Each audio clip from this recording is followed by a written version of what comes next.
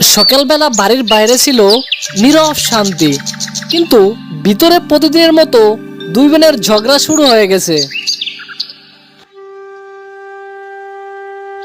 জ্যোৎস্না, তুই আবার আমার জিনিসপত্রে হাত দিলি কেন? কতবার বলেছি আমার জিনিস থেকে দূরে থাকবি, নিজের ঘরে থাকিস না কেন? আমি তোর কিছু নিইনি কমলা, শুধু উঠোনে পড়ে থাকা কাপড়টা তুলেছিলাম। একটু বুদ্ধি থাকলে উল্টো কথা না বলে ধন্যবাদ দিতিস। ধন্যবাদ? তুই নিজেকে কি ভাবিস, এই বাড়ির মালকিন নাকি? আমি কিছু ভাবি না, শুধু নিজের কাজ করি, আর উত্তরাধিকার হওয়ার কোনো শখও নেই আমার। কিন্তু কেন মনে করিস বাবা আমাকে দায়িত্ব দিতে পারবেন না? তুই তো সেই অসম্পূর্ণ গল্পের মতো, যার শুরু নেই শেষ নেই, সবকিছুকে নিজের দুঃখের সঙ্গে জুড়ে দিস।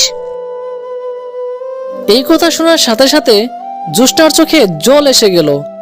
কমলা হলো জ্যোৎস্নার সৎ বোন, আর তখনই ভিতরে তার সৎ মা মিনা এসে গেল।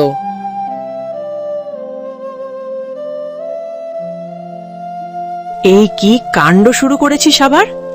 এই বাড়িতে কি এক মুহূর্ত শান্তি থাকবে না? জ্যোৎস্না, তুই বড় না ছোট? আমি অভিযোগ করি না মা, শুধু চাই কখনো কেউ আমার জন্য একটা ভালো কথা বলুক। ভালো কথা? তুই তো কখনোই আমাকে মা ভাবিসনি। আমি চেষ্টা করেছি মা, কিন্তু আপনি বারবার মনে করিয়ে দেন যে আমি বাবার প্রথম স্ত্রীর মেয়ে, আপনার নই। হ্যাঁ, তুই আমার সগানোস, আর কমলাকে আমি বেশি ভালোবাসি, কিন্তু তার মানে এই না যে তুই সব সময় নিজেকে নির্যাতিত প্রমাণ করবি। তুই সব সময় নিজের পুরনো কাহিনী কান্দিস, বাড়িতে একটু শান্তি এলেই তুই দুঃখের বোঝা নামাস। অনেক চেষ্টা করেও আমি তোমাদের আপন হতে পারিনি, না কমলার না তোমার। সবসময়ই জানো আমি তোমাদের উপর বোঝা হয়ে রয়েছি, তাই এবার তোমরাই থাকো, আমি চলে যাচ্ছি।